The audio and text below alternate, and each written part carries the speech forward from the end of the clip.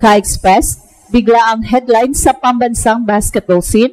Si Kai Sotto ay lumabas sa unang pagkakataon sa training ng Gilas at lumahok sa day 2 session ng ensayo.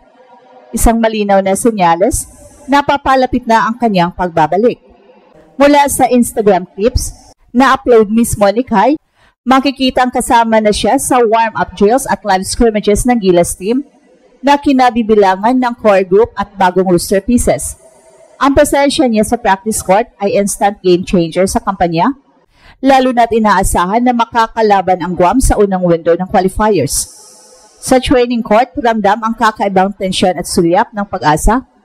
Ang towering center ay muling humarap sa kanyang mga kasamahan, sumali sa scrimmage at nagpatunay na ang kanyang pagbabalik ay hindi lamang personal milestone kundi pambansang project. Bagamat nasa official lineup si Kai, ay hindi agad makakapagsugal ng minutes.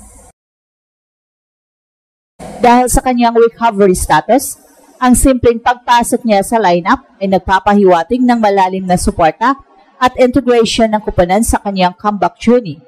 At dahil dito, unti-unti nang nagbabago ang mindset ng team. Maraming tanong ang bumubuo ngayon sa loob ng Gilas camp. Maglalaro na ba si Kai laban sa Guam? At bagamat walang official confirmation, ang obserbasyon ng coaching staff at medical team ay mas optimistic kaysa dati. Ang pagpakita sa kanya na nakikisali sa scrimmage ay indikasyon na hindi lang siya nakaupo sa sideline para lang mag-moral support. May aktibong role na kanyang ginagampanan. Gayunpaman, ang team ay nagpapatuloy. Ang priority ay hindi ang rush na comeback ni Kai, kundi ang smart reintegration para kay Kai sa kanyang pagbabalik sa Gilas. At sa malawakang pananaw, ang pagbabalik niya ay hindi lang tungkol sa isang player. Ito ay process ng pagbabalik ng identity ng Gilas Pilipinas. Ang franchise big man na may sukat, reach at presence ay bahagi ng long-term blueprint. At habang sa short term, ang team ay umuusbong naman sa mas mobile, versatile at layered style. Sa kanyang first practice sa Gilas, naging malinaw na nagsisimula ng bumuo ng bagong ecosystem, ang pagsanib ng ultra-tall rim protector, perimeter, shooters, agile bigs, at all-around defenders. Sa conclusion, kung ang day-to practice video ni Kai ay siyang basihan, ang senyales ay malinaw. Hindi lang siya bumalik siya kasama ang buong purpose na intensyon na makapaglaro muli. At ang tanong ngayon, hindi kung makakapaglaro ang Gilas nang wala siya, kundi kung kailan at paano siya muling magiging aktibong bahagi ng laro.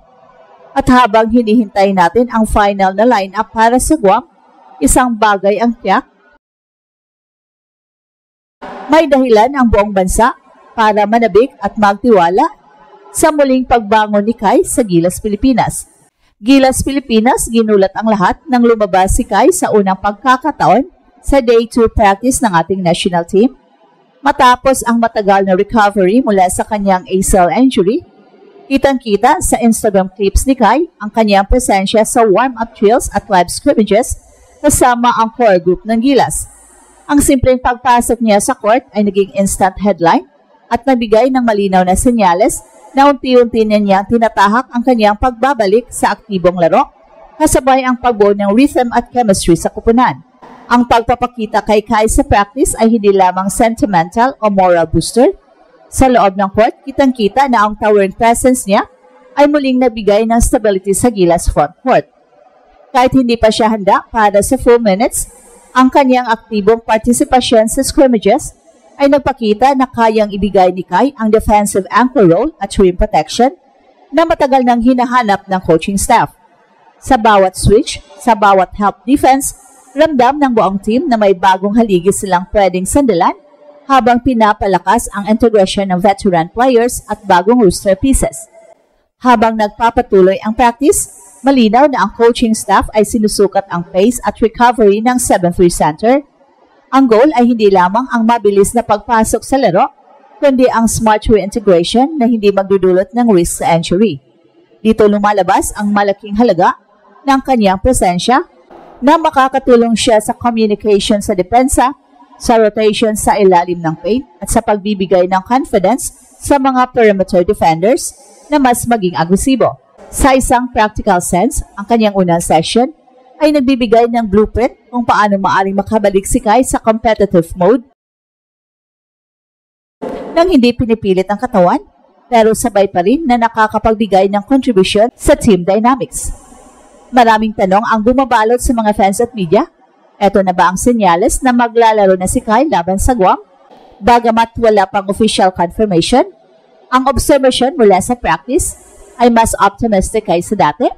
Ang kanyang participation sa scrimmage ay nagpapakita na hindi lang siya nag-observe, may active role-taking siya na tinatansya ng coaching staff para sa upcoming game. Ang layunin ay malinaw, gradual, structured at safe return na nagbibigay daan sa gilas na ma-maximize ang impact ni Kai sa opening window. Hindi lamang ito tungkol sa isang player, ang pagbabalik ni Kai ay simbolo rin ng muling pagbubuo ng identity ng Gilas Pilipinas sa frontline.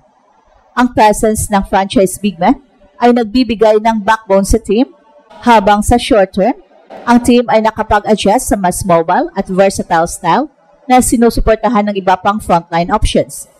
Sa day-to practice pa lang, malinaw na nagsisimula ng bumuo ng bagong ecosystem sa team, si Kai bilang rim protector at anchor, kasama ang perimeter shooters, agile bigs at versatile defenders. Sa kabuuan, ang unang aktibong practice ni Kai sa Gilas ay malinaw na senyales na ang pagbabalik niya ay seryoso at may structured plan. Ang simpleng footage sa warm-ups at scrimmages ay nagpapakita na handa ng ang team na i-integrate siya sa sistema. At habang patuloy ang training, unti-unti nang nabubuo ang confidence na pwede siyang maging aktibong bahagi sa laban kontra Guam.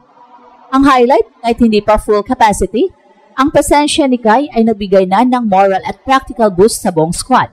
Pagkatapos ng day 2 practice ng Gilas, mas lumabas ang tunay na impact ni Kai sa team dynamics. Ang simpleng presensya niya sa court ay nagbigay ng malakas na signal sa buong squad. May leader na muling babalik sa interior at ang team ay unti-unti nang nakakabalik sa long-term blueprint ng frontline.